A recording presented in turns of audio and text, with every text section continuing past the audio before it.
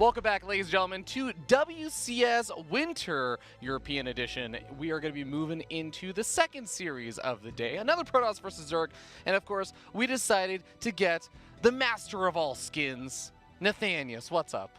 What's up? That's right. I'm here. Actually, the only reason I'm here today is because for those of you watching, you are going to be here for a moment of history, live on air. I'm not the guy pressing the button because I couldn't get the security clearance for it. But the final wave of that war chest is coming. And that's right. You'll be able to unlock the rest of the skins. I'm actually, see, you think I'm being paid to plug this, but I'm extremely excited. I'm already ready. I've got everything set up. I've got my laptop in the green room. We have a countdown timer going for when this is going to unlock. I am also going to become the first commentator to unlock his whole entire war chest phase by watching himself cast while casting. That's pretty great. That's right. Tastosis won't have that on me. I'm going to get my whole... I'm going to go home and have every skin unlocked just by having my Twitch account connected to Battle.net. I'm pretty sure you can even do this from mobile as well. Yeah, you can do it from mobile as well. Maybe I will try and beat you to the punch. Boom. No. No? All right. Of course, guys, go ahead and click on that extension if you guys are interested. And there are awesome war chest skins available, such as the Gateway Nexus, Hatchery, all that good stuff. But I'm especially excited. The Tech Lab skin is what you're going to be able to get. That's one of the Terran ones. Sensor Tower, but of course the Fusion Core. Almighty Fusion Core. Yeah, but we do have a Starcraft match coming up. We do, and I love that we even have our wonderful admin, Darers, this time, telling all the players, you are allowed to use skins. That's right. Just encouraging them. That's right. We have the technology, so the players won't see the skins in game, but you can see the skins. You can get an idea for the personality, who they are, in terms of what units they use. What kind of man likes to use the Mobius Terran skins, you know? What kind of man is he like a hipster guy? I feel like someone like Maynard. If Maynard was playing here, he'd have like those Mirror's Marauders skins. You know what I mean? He'd be all gruff and in your face with blades on everything. I think that is actually quite accurate, as I'm trying to call back to Maynard's streams. Yeah, he's a very heavy metal guy. All right, well, we're going to be starting on King's Cove for game number 1. Not a map we get to see super often. But here we are in the bottom right-hand corner of the map, top of the red Zerg player. He is Infinity Gaming's Namshar.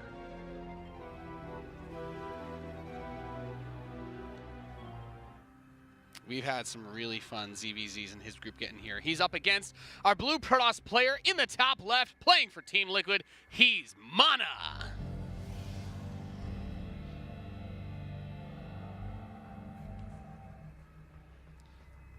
So this, I think, is going to be probably one of the most important matches to decide who is advancing on from this group, just because I think that these are the two guys that I would say are my number 2, number 3 for who makes it out of this. Do you have a rank for the two players over each other then yet? Ooh, you know, or is it an ambiguous 2 and 3? It is pretty close. I want to give like a 5% edge to MaNa. Okay. Just because I think that MaNa looked really, really strong in the round of 16. But I would not be surprised if Namshar is able to make this work. In a lot of ways, Namshar is like this kind of very consistent player for Europe. He gradually has climbed up in terms of skill level and everything. He wasn't one of those players that just had this random shoot up of skill, whereas MaNa is a little bit more volatile, I think. MaNa is the guy who can make a finals run at, say, I don't know, WCS Austin of last year, or he can be one of the players that sometimes gets knocked out in the earlier group stages or something. He is very hit or miss, but when he's on, he's really on. Yeah. I'm going to give MaNa a 6% edge. Okay. Because that way, if he wins, what is the 1%? Him more than you.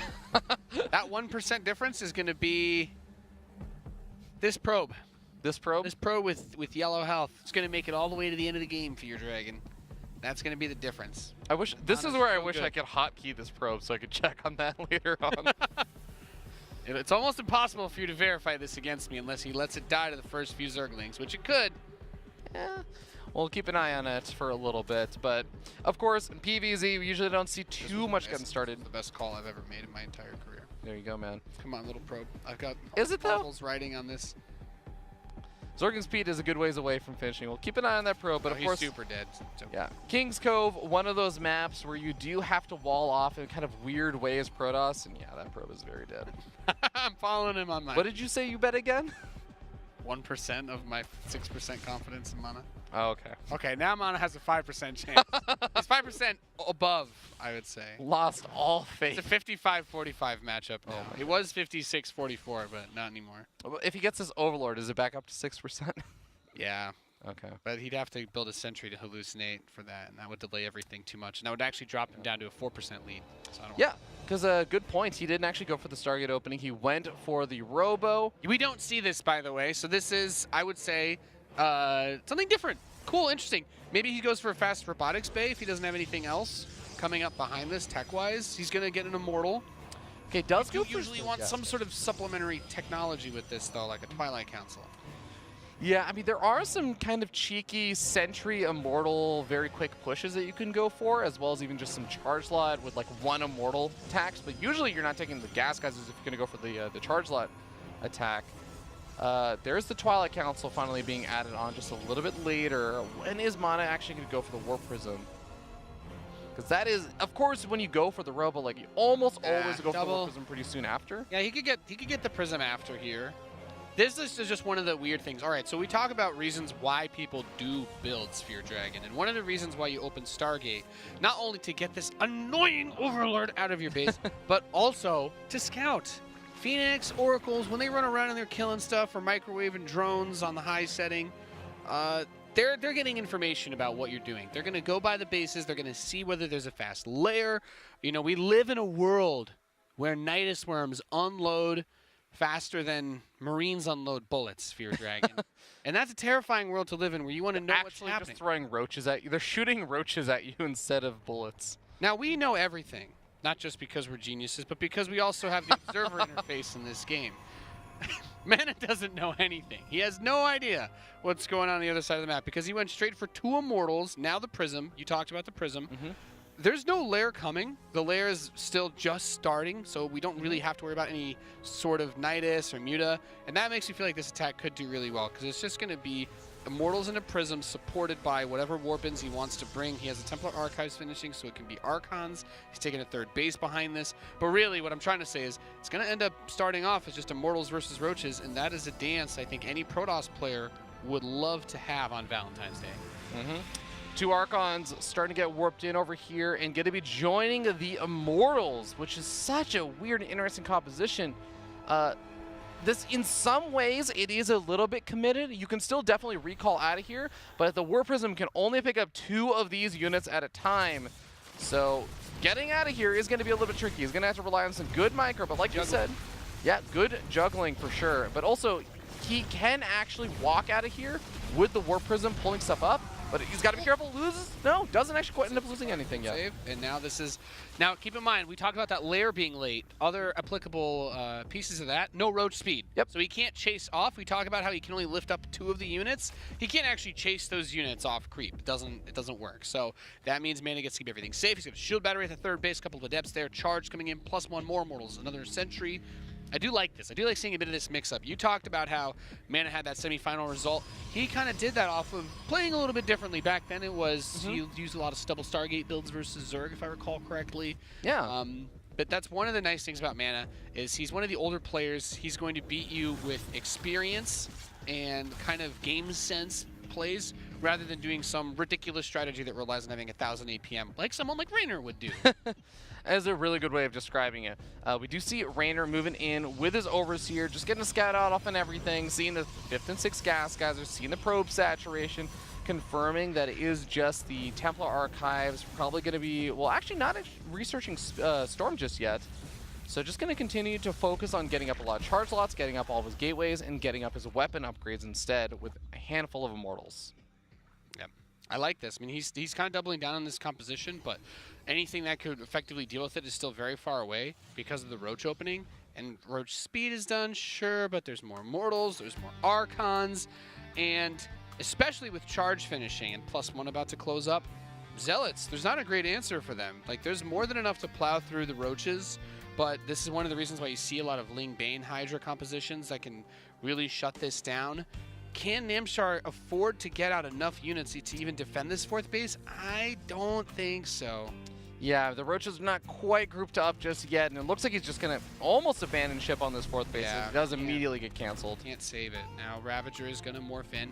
A lot more Roaches are coming, and the Zealots have not really been added in a significant number just yet, so there's not too much here to meat shield for these expensive units. Hydra start popping out. That's going to be helpful in trying to snipe off the War Prism if it gets a little too far forward, but MaNa pulls that back. Okay, this is really big. First wave of Zealots getting added now on top of this. Hydralisk on the right side trying to get through here. That hatchery so exposed. He almost focus firing it down as the drones try to run away Fear Dragon. The War Prism still sitting very, very healthy, juggling more and more of these Archons. The Immortals take too much damage. Another Archon getting pulled back. The Immortals plowing through the Hydras. The drones are starting to go down. And I think that MaNa has been able to cinch this first game. GG, well played out of MaNa. It's interesting, right?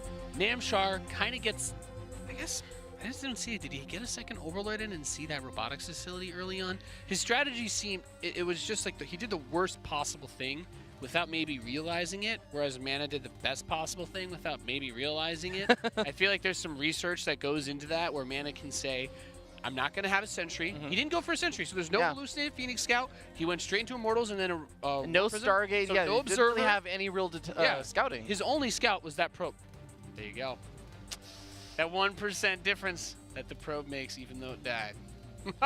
Sounds like more than 1%. Well, that was literally the only scouting he did that game, so maybe it's a 2% probe. Really, really well done by MaNa in that first game, and clean execution, kept the War Prism alive. I mean, some of the things that could have gone wrong, and maybe Namshar gets a snipe off the War Prism, or you miss juggling some of the Archons and the Immortals or something. Namshar is able to maybe hold on there, but MaNa just executes it cleanly. And on top of everything else you were saying, the builds really, really worked out well for MaNa. So we'll see how things go game number 2, because it's one of those things that is not usually how a lot of players open up. That's like a scenario that feels very odd, right? Because I think if you're Namshar, maybe what you're expecting is a Stargate build, and you're saying to yourself, well, I can do like a Roach shove or counter of some kind while the Phoenix harass begins, or what have you.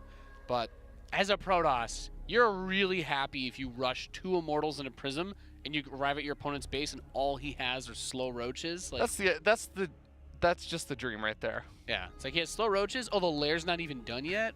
Yeah. So I don't have to worry about getting Nidus while I'm doing this. I don't have to worry about Mutas all of a sudden showing up. No, man, we're Gucci. Yeah, Namshar is also a bit of a kind of funny player, because I feel like Namshar sort of has his style, or like the way he'll play. And it feels like while he does mix things up every so often, he's one of the players that I think is more likely to just kind of go for the same style lots of games in a row.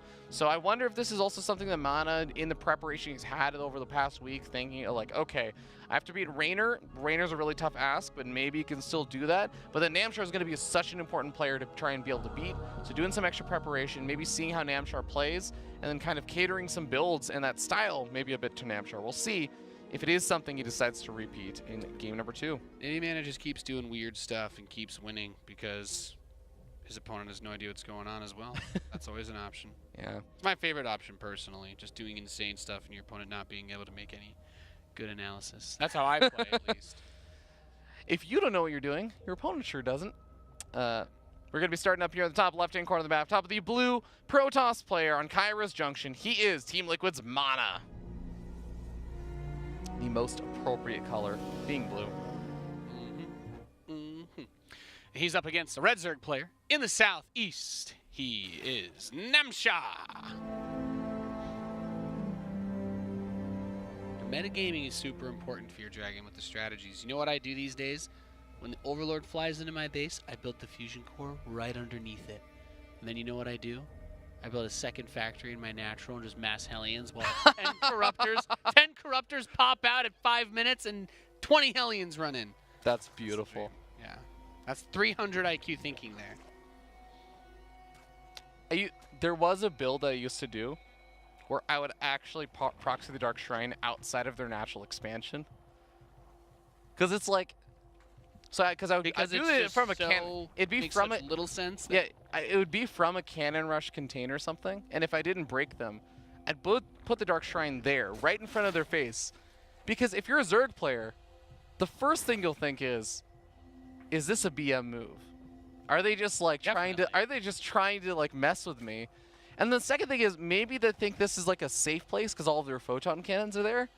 But then it's just fun. Isn't a Dark Shrine the highest building hit point per space you can make, though? Right? It's the only tech structure that size other than the Spire. Does a Dark Shrine have pretty more tanky health as than well. the Spire? I believe so. I think so. Dark Shrines don't go down Do that some fast. research. Spires have, I believe it's not 850 or 900 health. Because you used to be able to kill them with 3 Yamatos. But I love that is how that's my math. You I can't, measure you can't do it anymore. through Yamatos. All I know is 3 isn't enough anymore. I've lost a lot of games because of that. Yeah. We do have Zergling speed on the way here for Namshar. His Cybernetics core is starting up for MaNa on the other side of the map, alongside that Nexus finishing up. Zealot actually going to be made over here. That's a bit interesting and different. Yeah, so he's already starting to think about how he wants to set up that defense in terms of blocking off with the wall. Also, these 2 Zerglings are going to run by for Namshar. So he's going to be able to get some good information inside of the main base of MaNa. Unfortunately, it may be hard for him to stick around long enough to see what tech comes out, but he has the Overlord watching in the natural. So you really want to keep this Ling alive, because if he doesn't build the tech in the natural, this Zergling is the only way to know what he builds in the main. And one of those other cheeky Lings slips down. Probe gets hurt. Gets 2 probes, 1 in the main base, 1 in the natural. The probes in the main base. Ooh, and snipes that final one. So yeah. 3 kills overall. He does lose the Ling in the main. If he builds the tech in the main base. But if you can keep that Ling alive, it's a Stargate. Yeah, the Scout, of course, would have been really nice, but this is still really good damage. 3 probes for 4 Lings. Dos Stargatos, here we go. Fear Dragon. Oh boy. Oh boy. I love this build, by the way. This build just leads to insanity almost every time you see it. Yep, Namshar, though, is going to be moving in with the Overlord, and it looks like it's going to be a suicide run to see not only the gas guys get the Scout. Yeah. By the time, it's going to... The Stalker's about to pop with Chrono Boost, but I don't think it's going to be able to kill it in time. The Overlord is on a direct rally path to see both of the Stargates. I'm just going to say if it was a Pilot Council going down. If it was another robotics facility build, I think he's not going to cancel either. He could have kept the Overlord alive a little bit longer if it was a robo and he had the Ling in there. I'm just saying. Is he going to cancel one of the Phoenix? That's a 1% Overlord right there, Fear Dragon. No. Okay, here we go. Zealots taking some damage here. Going to try and build a shield battery. The probe. Oh, walls off. Just in time. Yep. Still, the Lings don't take that much damage from that Stalker, so getting some good damage done. And I think actually he poked far enough forward that he saw the Twilight Council. Yeah, he saw the Twilight Council building. You got to be really careful in this situation, right? Ling floods are definitely something to keep in mind as you move your Phoenix across the map. It's one of the reasons why you will see Protoss players open up with those Oracles. With double Phoenix, you're hoping to have quite a bit more power. But look at this Fear Dragon. It's resonating glaives behind it. So this looks like it's just going to be some sort of insane big Phoenix, big Adept push. Maybe a fake third or no third base. Yeah, this is a really, really cool kind of style that you can go for. I remember Protoss players used to do this stuff a little bit more often, but definitely fit it off. Makes me think of like the old Neeb builds. He would just dumpster. Like his first year, like when he came into power, he was just dumpstering people left and right with big Adepts. So this is going to get very, very interesting very quickly because the Phoenix are going to move forward, and it's very likely that they're going to dive into the natural is what I want to say. They got pushed back. The Queens zone out the Phoenix, and look at where he's leaving the Queens. He's leaving the Queens close to the Nice Room so he can zone out the Phoenix. So he can jump straight in. Now here's my question. We have Lings running, but I don't think he has an Overseer, so he can't get vision. No, he's just going to put that Nidus right in his face, and MaNa immediately sees it. He's going to bring everything over to try and shut it down. I feel like I guess it's hard to get an Overseer. You don't commit to this, right? No, it's hard. He's going to do it. Oh my god, well. There's the transfuses. Unloads so fast. But is there enough behind it? It's just Queens. Yeah, there's actually nothing else in it besides Queens. I'm really confused right now. I've been to the BNet forums, but Queens aren't that good. That's gonna get cleaned up. I guess I'm traded all of his Queens for a Phoenix. I'm most surprised because I know he did have another Nice Room going up, but usually you just put your Queens back in if you saw that they were all just gonna die like this. This is still hard to deal with because he doesn't have like a safety Void Ray. So the Adepts themselves, now that there's Roaches coming out, it gets a bit tougher. But I guess in a weird way, even though the Phoenix don't have to worry about anti-air now, they don't have any energy either. So the third base should be dead. So now the Nidus is good. The second one got it done. If you had the roaches with the first one, I think you might just win the game immediately right there. Could have killed everything.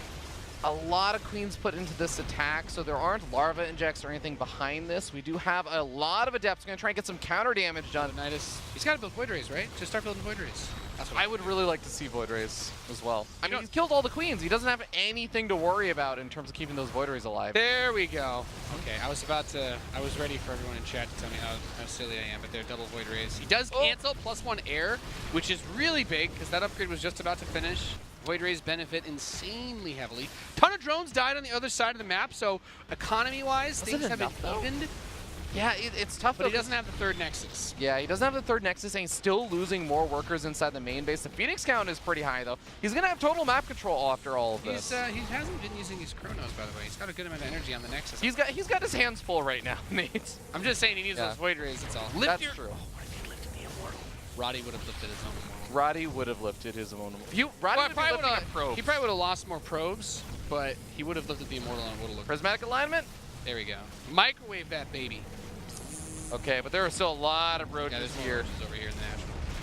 Yep, and the Phoenix are almost out of energy. MaNa is bleeding off more and more workers, but now the Void Rays are really helping out. He's going back to Phoenix production, though. He doesn't want to get forced and make too many Void Rays, I guess. I don't know. I feel like 4 Void Rays is a pretty solid number just to shut... Because 2 Void Rays will shut down any Nidus rooms, and 2 Void Rays can just sit at each one of these bases. I like that MaNa has found the resources to go for a third base during all this. I don't think there's any way he can win this game without that base finishing. I mean, he has to stop losing probes, obviously, but there's no way that he wins this game 2 base versus 4. He needs to clean this up, somehow saturate all those bases in 40 seconds, and then, I don't know. I guess the Chrono Boost could just be better saved for that, because he's going to have to crank out a ridiculous number of probes. He cannot win the game with what he has, so. Yeah, it's tough.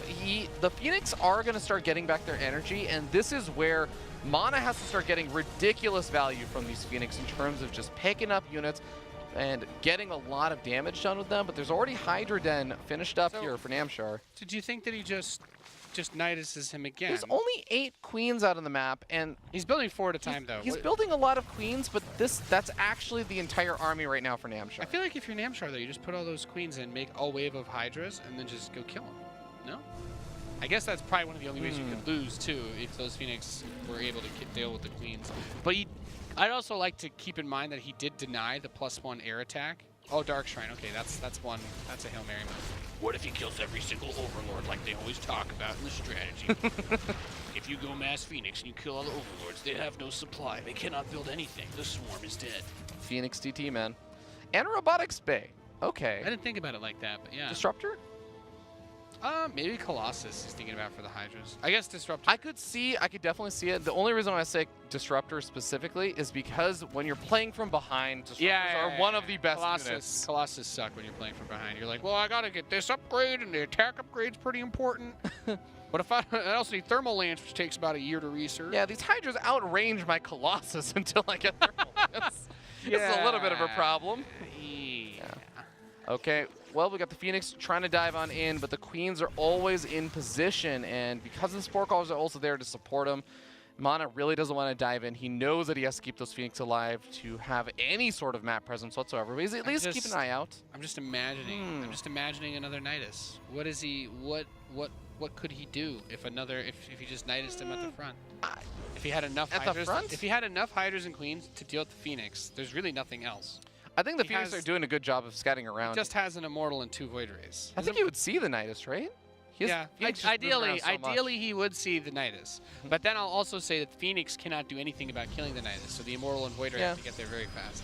The Oracle could probably kill it because it doesn't get affected by the armor. Oracle could stasis trap and immediately stasis any queens that pop out.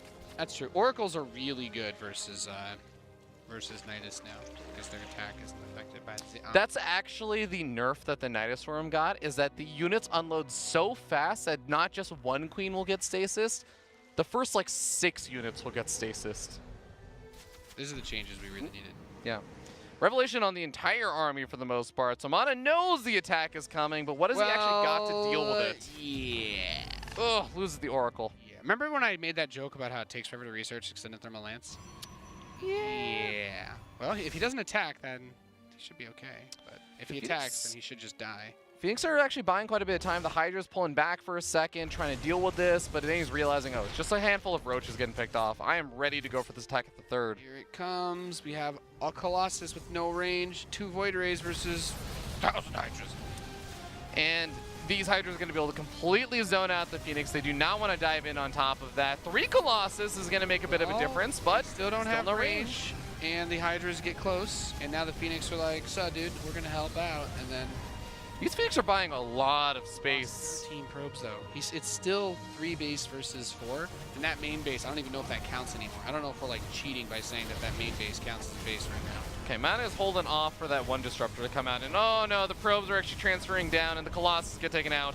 Namshar is going to be able to even up the series 1-1. That Nidus was good. That was a good Nidus play there. He got so close to finishing it off. I still feel like the first one was a bit of a whiff, but I guess the Roach Nidus was always going to be good just because Phoenix take forever to kill them.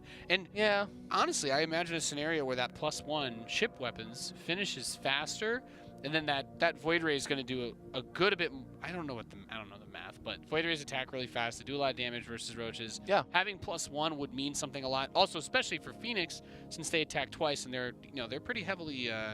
The armor upgrades for those Roaches really hurt the Phoenix damage for sure. Phoenix have a really hard time, and they run out of energy. That's the thing. It's similar to an Oracle in the sense that there is just a point where you have to say, okay, I see that there are Roaches there. I see that I'm losing everything, but I actually don't have anything that attacks you right now. I don't have the energy for it. The Void Rays are a little bit more like consistent damage, and they can still follow around those Roaches and stuff. So yeah, I'm with you there. It's hard to make those calls. And if like you started the Void Ray faster, maybe. Yeah, it's hard. I want to do credit to what you were saying, and also to MaNa, that it's hard to make that call because you also don't want to over-make Void Rays. Void Rays are, if outside of dealing with fast Roach attacks like that, Void Rays are one of the, if not the worst unit. Yeah, those Void Rays really helped out in the last fight, right? Yeah. And that's not to say that like Void Rays have no place in the game, but like they are not good against Hydras. Hydras are what you build to kill Void Rays, and Void Rays are not good against Queens. Or Queens, yeah. I was gonna say. Unless you're, if Void Rays, they're useful, I'd say in 2 situations: early on against Roaches, before you can like build a bunch of gateway units if you open Stargate, and a couple mixed into the Golden Armada are really good. Like if you're playing like Carrier Tempest Mothership, 6 Void Rays is like the ultimate anti-bully force when it comes to Corruptors trying to pick off your stuff. I actually really wonder if the first Nidus Storm threw MaNa off also because he saw that so many, it was just Queens popping out, none of the Roaches came in. So he was thinking like, oh, maybe I should maybe it's just Queens and like there's going to be Lings or something. Yeah. Or Banelings or something like that. Maybe it's better to not make a bunch of Void Rays, make Phoenix. I wonder what happens if he starts the Void Rays immediately when he sees the Nidus instead of those next like 4 or 5 Phoenix that he built. But we'll never know, because that would be an alternate reality. In the top right of New Repugnancy, we have the Red Zerg player tying things up. He is Namshar.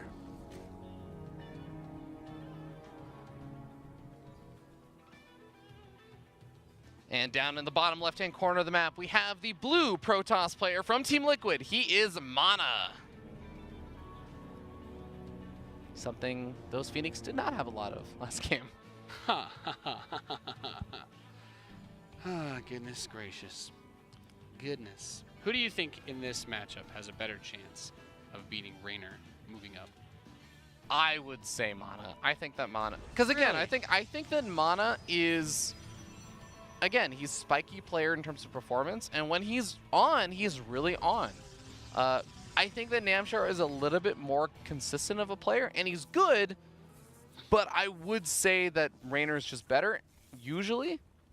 And because Namshar isn't that spiky of a player in terms of performance, his highs don't really go, I think, high enough to really beat Raynor when Raynor's playing well. And I felt like Raynor's playing really well today. Okay. I actually think Namshar's got a better chance of beating Raynor. And I say that because ZVZ is very volatile at the moment, what it looks like. It's probably the Nidus Worm. This is the meta madness. of ZVZ that I have enjoyed the most, though, because it's added a lot of positional play that doesn't rely on just your larva. That's, to me, that's always the thing that makes the ZVZ toughest to spectate. Is there's it's like a rising tide, really, when it comes to the unit production. And I feel like the Nidus kind of gives you that ability to be like, well, if I don't have to run across the map and wait for larva to hatch, then you see people make some more bold moves. And I love seeing I love seeing variety in StarCraft. That's what I'm all about. That's my jam. I'm with you there. The Nightest Storm shenanigans have just been Yeah. so funny and interesting. It doesn't feel too strong. I love watching it. No, I love watching it. There is definitely ways that you can deal with it. But For anybody out there that hates them, just build a pylon or a depot and a ring around your base. You should always have vision of your main. I still think the most ingenious thing I have ever thought of, not just in StarCraft, but in my entire life, is that if you build enough creep tumors, you can completely wall off the area from Nidus. It is harder to do as Zerg, but for the other races, it's actually pretty easy because a Nidus is like the size of a cybernetics core.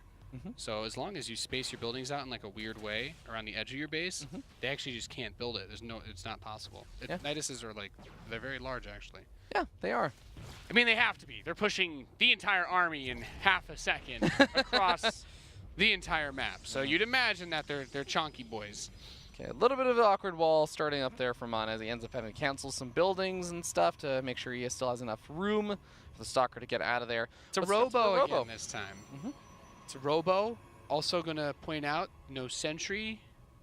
So, it has the stalkers. That you can still get the sentries like after the Adept and the Stalker, because the Adept is there, so you can get some scouting information as well. You can send that out as he's going to do now, and the Stalker's there to push back that Overlord. Once he eventually gets that high ground vision, but it looks a lot like you were saying that first game's build where you get up the Immortals. Eventually start adding on the Twilight Council, maybe with this probe here. He waited a while to get the Twilight last game, or the first time he did it. I think he waited until the first Immortal was done, or something like that, and then gets a second Immortal. Okay, I thought he was going to get the second Immortal first, just because they are expensive. This probe is just sitting outside of like the job boards list, and it's like, what do I want to be when I grow up? What do I want to do right now? I want to warp something in, don't I? Oh. Okay. You know what? I'll take over my dad's job as a miner. Got the black lung pop. Okay, that got a little darker. Ooh, okay, double Stargate. So it looks like he was just waiting to try and deal with the Overlord. The second Overlord has Overlord speed.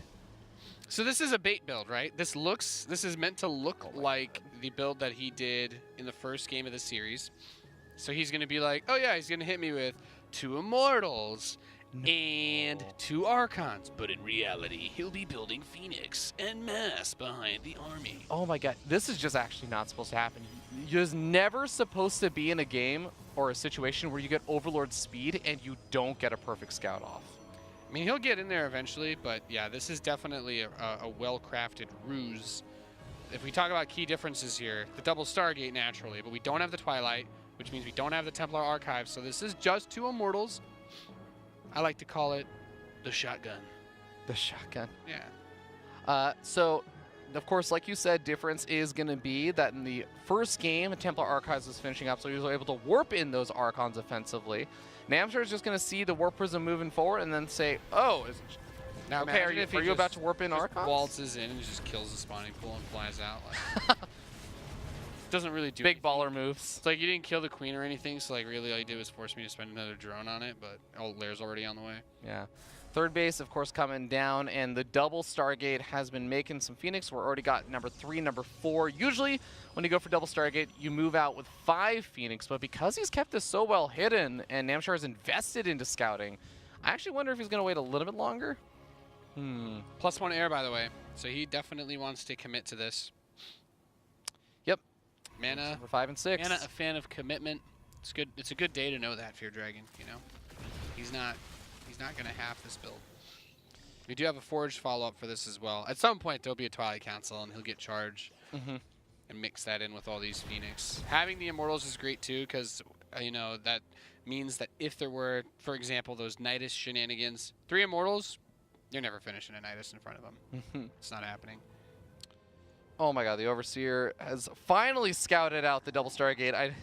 MaNa trying to avoid the Overseer for a little bit as He's like, I don't want him to know how many Phoenix I have. It's like, I think he already knows that the double Stargate's there, but he doesn't know how long it's been there, right? Yeah. This could be part of the issue, so maybe he's thinking, oh yeah, maybe this just finished, and he's just building Immortals, and he's going to attack me still. Oh, this is really cute. The Immortal's going to draw a lot of the units over to the main base. The Queens are going to be down over by the third base trying to deal with the Phoenix, and the Spore Call, I think there's only 1 Spore Call right now. Yeah, Yeah, this is a little bit tricky because a +1 air is not done yet, so those queens have been holding on a lot. And the Immortals are still inside the main base, getting it done. The Roaches just making their way across the map saying, well, we're not too useful here outside of maybe helping out with the Immortals, but the Hydra's going to try and deal with that. The Warp Prism taking a lot of damage. It is going to get taken out with both Immortals inside. This was actually a key part of the defense that MaNa was going to be relying on. I got all these Immortals to deal with the possible Roach counter. Oh, wait. Ooh, force field out a lot. Those are solid, actually. Grabs a couple of those. +1 for the Phoenix. It's going to finish soon. I think he'll have held the attack by then, but... Yeah. He's pretty much got this at this point. A really good defense there. Those force fields really saving that one Immortal, something that I'm sure Namshar would like to shut down that count of. And now Namshar's in this awkward position where he's trying to commit across the map with all the Hydras, trying to get some damage done, and killing off the Warp Prism with the Immortals. Really, really good. Does, of course, again, really reset MaNa's ground army a bit. But is he going to be prepared for the next transition where the Colossus production has already begun? The second Robo's on the way. Thermal Lance is starting. And Namshar's just got Hydras, basically. Yeah, it's going to be interesting to see what he can do here. He's going to grab an Overseer for a Phoenix. Not the best trade deal. We do have the extended thermal lance being researched, the second robotics facility, that Twilight feels very late. I don't know. When I play Protoss, I don't feel comfortable without charge. So he's made it a long way in this game without that. I think the Phoenix are in the main base, just kind of cleaning up. Is there not a Spore here? What? What if he just killed all the Overlords? What if all of the Hydras forget that they were alive? And then he kills all the ruin this for me. All right, that's a nice recall in the Hydras. I saw Roddy do it on his stream once, and it was the most satisfying thing I've ever seen in my entire life. That used to be the best. There's an achievement. 12+1 Phoenix just killing 10 Overlords. There's an achievement in Starcraft that you have to beat 4 very hard or like the elite AIs. And one of the best ways that you used to be to go do that was you go and spawn on an island map. Yeah, and then you just go island on that one lava map. One base, double Stargate Phoenix, and then you just kill all the Overlords. You force all your opponents to be Zerg. I'm glad that you've gamed the system for that achievement. I did not earn that achievement. Smart. We do have a large number of the Phoenix sitting in the bottom right, where they're not going to be that useful, helping out versus this attack at the top left. Nexus finish? Ooh. Yeah, Thermal Lance is about to finish up. Oh god, the Hydra flank though is going to be a problem. You know what? It's only 8 a.m., but I'll take that hoagie. He's getting sandwiched crazy hard here. These are good force fields. He's almost doing some good damage to all dead. The Phoenix are here. They have tons of energy, but there's only just that one Immortal to anchor this. And yeah, man, oof. Can you imagine if those Colossus had a Warp Prism still alive? Hey, there's a Warp Prism now. So he might be able to hold on over here. He's wishing he had that Dark Shrine from the last game again. That would be useful. Ooh, careful now. Got the Warp Prism. Gonna use that high ground advantage as well, since there's no Overseer or anything over here. He's got 17 more Hydras on the way. With some good Warp Prism micro, I think he can maybe keep his army alive. But the fourth base, I just don't see I was how gonna he keeps that alive. this actually could go well for MaNa if the Hydras kind of just derp around the front and don't do anything. And just wait for the. I don't think Namshar's going to do that. But going back to kill the fourth base was really important. Now he knows for sure that even if his army gets wiped, he's way ahead still. Yep. And the army's still here. Oh, stopping a third Colossus from popping on out. The Disruptor coming out of the other power one. with the Prism real quick. Those Roaches could even right-click down the robotics bay. Just prevent any additional Colossus or Disruptors from coming on out. I feel like I'm watching Wings of Liberty. This is actually a really weird engagement here for Namshar because it's getting a lot of worker damage done, which is This map is so good for defensive play, by the way. You couldn't pull this off on like Port Alexander. Absolutely not. Oh my god, that one Hydra's killed 3 Phoenix, I think. There we go. Finally killing it off. Oh my god. One Disruptor. The whole Disruptor shot on one Roach. Okay. Yeah. Bold strategy, Cotton. Well, I think he had to get rid of that Roach somehow. He's got a fleet bacon on the way now, too.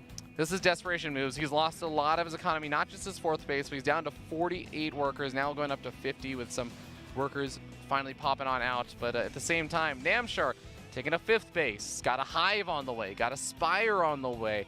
Namshar really getting the damage done there after that Warp Prism pick-off. Yep, he's feeling good. The Lurkers are coming, though. 6 of them. That's going to help a lot against the ground army. Okay, there is an Observer, I was going to say, because I know he didn't make an Oracle this game. He can, I mean, of course he can get Oracles out when he realizes, but I don't know if there's an Observer with the army, though, Fear Dragon. That could definitely be a point of contest Especially since, oh yeah, he hasn't cleared out the creep, so the Hydras can chase this army really easily too. Oh my goodness, he's just going to collapse on this, isn't he? Yep, saw the lurkers, but it's not going to matter. One Colossus goes down at a time, and MaNa is going to be losing his whole army, down at half the supply. Killed a lot of Hydras, but it's Yeah. not enough. No, absolutely not. Man is super dead. GG. Namshar moves up to the winner's match where he will face off against Raynor. Really, really well done there by Namshar in that second game. He didn't see the double Stargate for a really long time, but handling the Warp Prism harassment alongside with all the Phoenix really, really well. Not actually taking that much damage. Sure, some of the Queens are getting picked off. There was only that one Spore at the natural, but he was handling both attacks really, really well. And then the reaction was just super perfect after he sniped off the Warp Prism.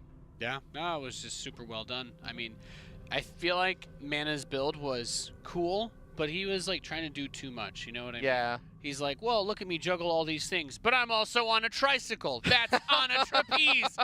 And then he just falls over because he's obviously doing way too much. Yeah. That's basically what happened in that game. Really cool build. I like the idea, but like you said, it's really difficult to execute. And because of that, he's going to be moving down to that lower bracket match instead of to the upper bracket match where Namshar is going to be facing off versus Raynor. But before that, ladies and gentlemen, we got some Protoss versus Protoss. Petit Drogo facing off versus MaNa. We will see you guys there.